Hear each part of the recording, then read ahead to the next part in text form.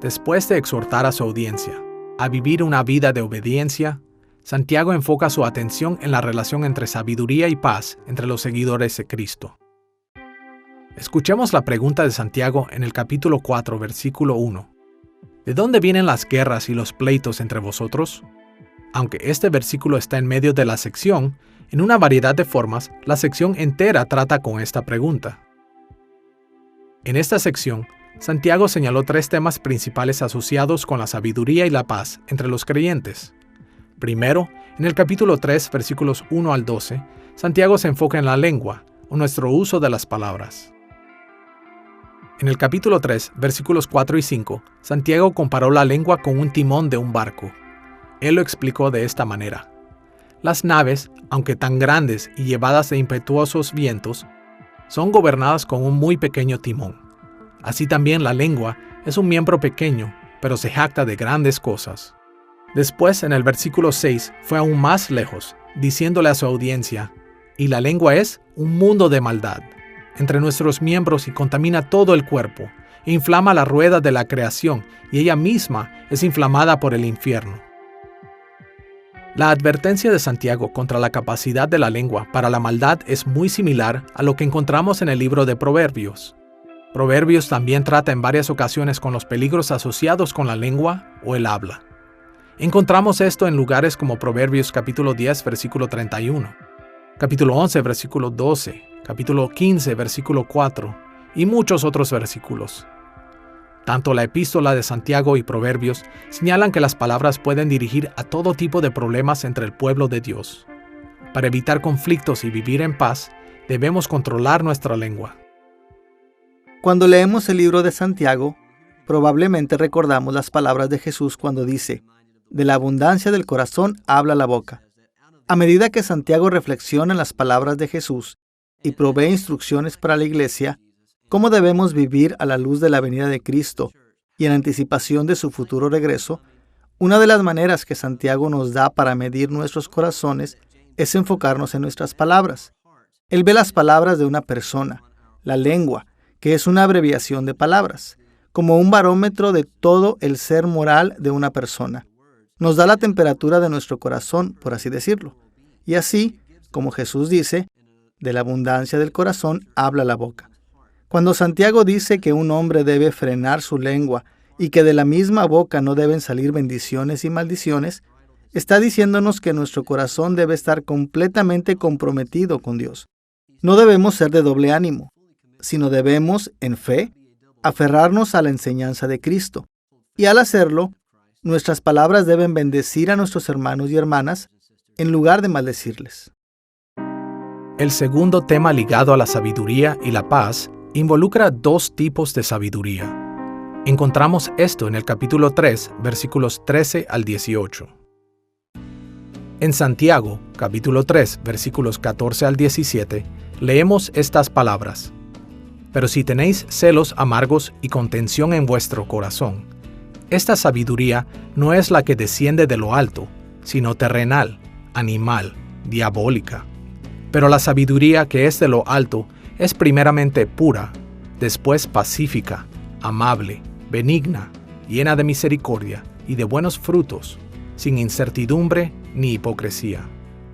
Como vemos aquí, para explicar la relación entre la sabiduría y la paz, Santiago distingue entre la sabiduría terrenal, incluso diabólica, y la sabiduría que es de lo alto. La sabiduría terrenal nos lleva a los celos amargos y a la contención, pero la sabiduría de Dios trae paz en la comunidad cristiana. Santiago llamó a sus lectores a dejar sus disputas y peleas.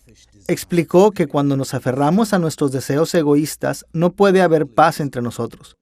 Él enseñó que la sabiduría mundana conduce solamente al desorden y prácticas malvadas. Así que Santiago instruyó a sus lectores a confiar en la sabiduría que viene de Dios. Cuando hacemos esto, encontramos paz. Como Santiago lo puso en el capítulo 3, versículo 18, «Y el fruto de justicia se siembra en paz para aquellos que hacen la paz». El tercer tema en esta sección, en el capítulo 4, versículos 1 al 12, ve a la sabiduría y a la paz en relación con el conflicto interno que los seguidores de Cristo experimentan. Santiago remontó la lucha entre los cristianos y los deseos egoístas, los motivos erróneos y el descontento interno. Desde el punto de vista de Santiago, los malos deseos dentro de su audiencia han causado gran daño en la comunidad cristiana. Ellos estaban gobernados por sus deseos, y por causa de esto, peleaban, codiciaban e incluso se destruían unos a otros. Así que, Santiago severamente les dijo lo que ellos deben hacer para traer la paz. En el capítulo 4, versículos 7 al 10, Santiago dijo: «Someteos, pues, a Dios, acercaos a Dios, y Él se acercará a vosotros. Humillaos delante del Señor, y Él os exaltará». Solo la humilde sumisión a Dios puede poner fin a sus disputas y peleas y darles paz unos con otros. Ahora, consideremos las relaciones entre la sabiduría y el futuro. La discusión de Santiago de la sabiduría y el futuro puede ser dividida en 3 partes. La primera parte se encuentra en el capítulo 4, versículos 13 al 17, y trata con aquellos que estaban haciendo planes para el futuro, como si Dios no estuviera en control. Estos versículos indican que muchos en la audiencia de Santiago estaban tratando de determinar su propio futuro. Ellos se enfocaron en acumular riqueza y se jactaban de lo que harían y a dónde irían.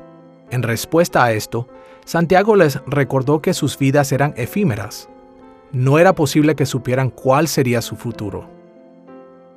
Escuchemos el capítulo 4, versículos 15 y 16, donde Santiago les dijo: «En lugar de lo cual deberíais decir, si el Señor quiere, viviremos y haremos esto o aquello. Pero ahora os jactáis en vuestras soberbias. Toda jactancia semejante es mala. Solo Dios controla el futuro, y aquellos que son sabios reconocerán esto». En la segunda parte de esta sección, Santiago puso atención a la sabiduría y al futuro en una manera ligeramente diferente. En el capítulo 5, versículos 1 al 6, advirtió contra la acumulación de la riqueza debido al futuro día del juicio. Santiago habló extensamente acerca del trato a los pobres en muchos lugares, y repetidamente condenó a los ricos por aprovecharse de los menos afortunados. En estos versículos, Santiago advirtió fuertemente a los ricos que habían ganado riqueza a expensas de los pobres, y les informó que pronto sufrirían por ello. Como él lo dice en el capítulo 5, versículo 3, «Vuestro oro y plata están enmohecidos, y su moho testificará contra vosotros, y devorará del todo vuestras carnes como fuego. Habéis acumulado tesoros para los días postreros». Como este pasaje indica, acumular riquezas a expensas de otros traerá severo juicio. Las palabras de Santiago han de haber sido sorprendentes para muchos de los judíos que las escucharon. Él revierte la comprensión que muchos tenían en Israel acerca de la relación entre los ricos y los pobres, llamando a los pobres bendecidos. Él advierte a los ricos que estén listos para arrepentirse y esperar juicio.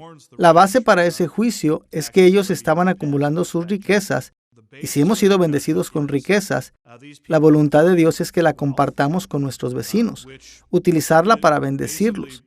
Pero ellos estaban acumulando sus riquezas para sí mismos. Estaban defraudando a sus trabajadores al no pagarles un salario justo. La riqueza es un don de Dios que debe ser usado como Dios quiere, no para nosotros mismos, sino para nuestro prójimo. En otras palabras, cada negocio debe guiarse por el principio: ama a tu prójimo como a ti mismo. La tercera parte de la discusión de Santiago sobre la sabiduría y el futuro, en el capítulo 5, versículos 7 al 12, se convierte en espera paciente para que el plan de Dios para el futuro se desarrolle. Santiago había criticado a aquellos que habían hecho planes sin confiar en Dios para obtener sabiduría, y había advertido a aquellos que habían ignorado la sabiduría de Dios, acumulando riquezas y abusando de los pobres para que vieran el juicio de Dios. Pero después de esto, Santiago alentó a los que estaban sufriendo a esperar pacientemente que Dios llevara a cabo la consumación de la historia. Escuchemos el capítulo 5, versículos 7 y 8, donde Santiago usó esta analogía. Por tanto, hermanos, tened paciencia hasta la venida del Señor.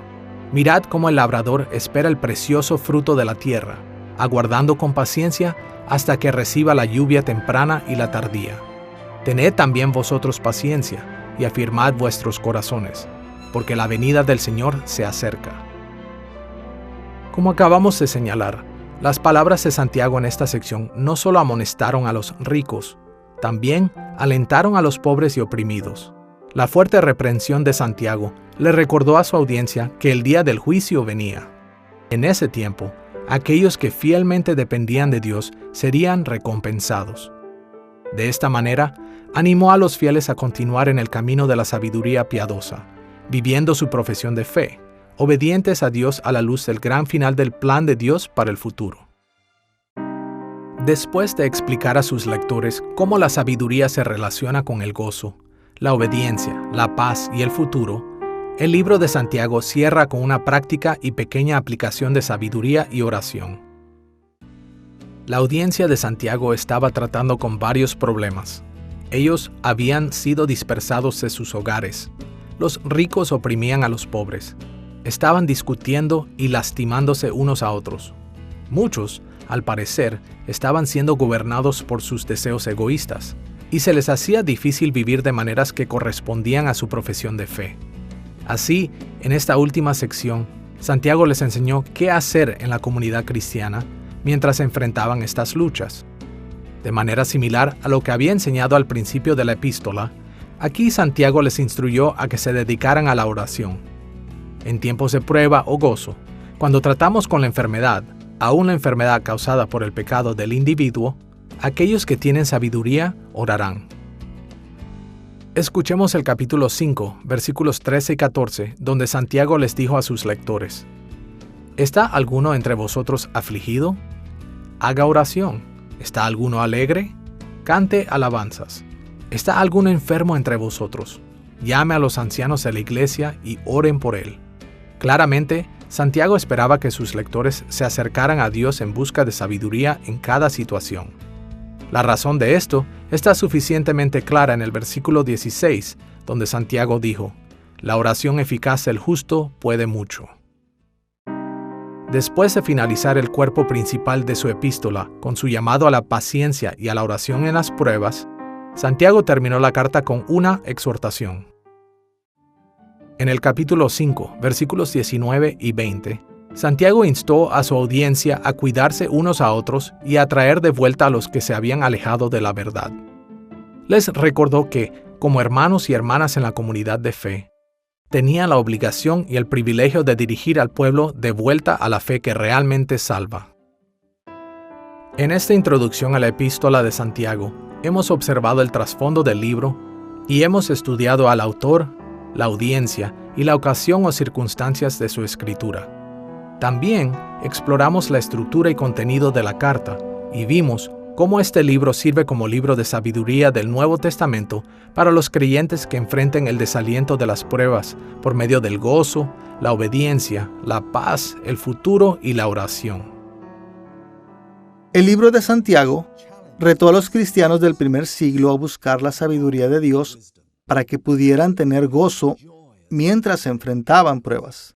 Por supuesto, tú y yo vivimos en circunstancias muy diferentes a las de la audiencia original de Santiago, pero nosotros también enfrentamos pruebas y también necesitamos sabiduría de Dios para ayudarnos a tratar con estas pruebas.